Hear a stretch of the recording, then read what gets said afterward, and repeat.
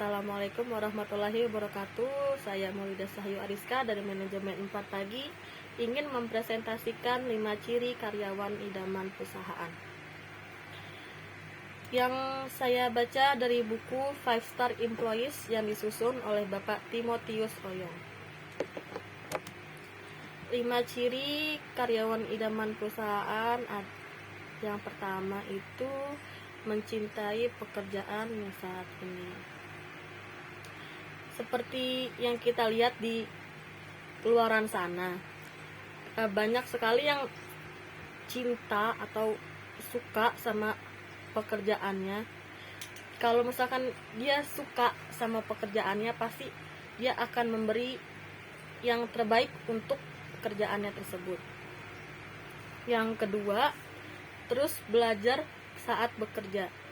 Jadi misalkan kayak dia bekerja di satu bidang dan ada satu sisi dia nggak ngerti nih sama bidang tersebut, otomatis dia harus terus belajar supaya mengerti di satu bidang ini.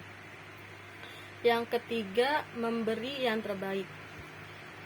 Seperti misalkan atasannya memberi tugas kepada karyawan tersebut, dia akan terus belajar atau terus memberi yang terbaik untuk atasannya tersebut agar pekerjaannya selalu digunakan atau selalu dilihat oleh atasannya.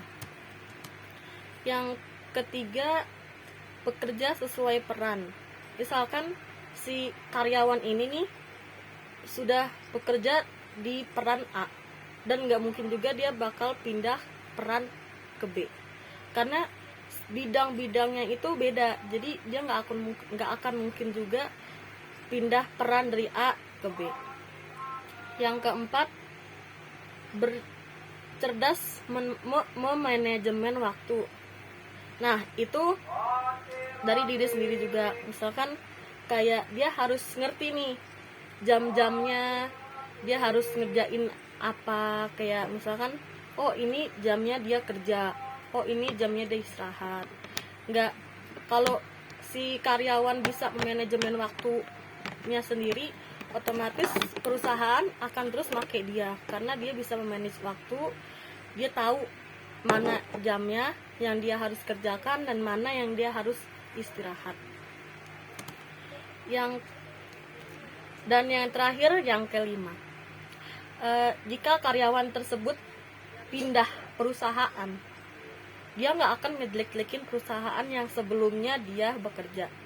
Misalkan kayak dia dari perusahaan A nih, terus dia pindah ke perusahaan B, dia nggak akan menjelek-jelekan nama baik di perusahaan A dan mencari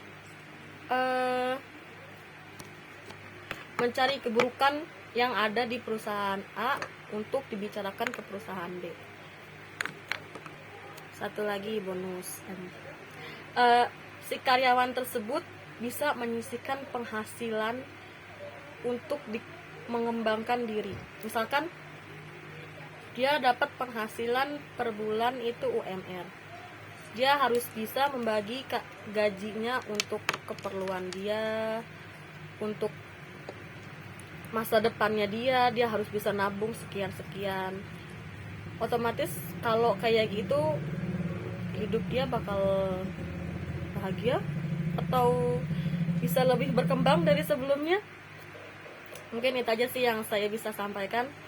Kurang lebihnya mohon maaf. Wabillahi taufiq wal hidayah. Wassalamualaikum warahmatullahi wabarakatuh.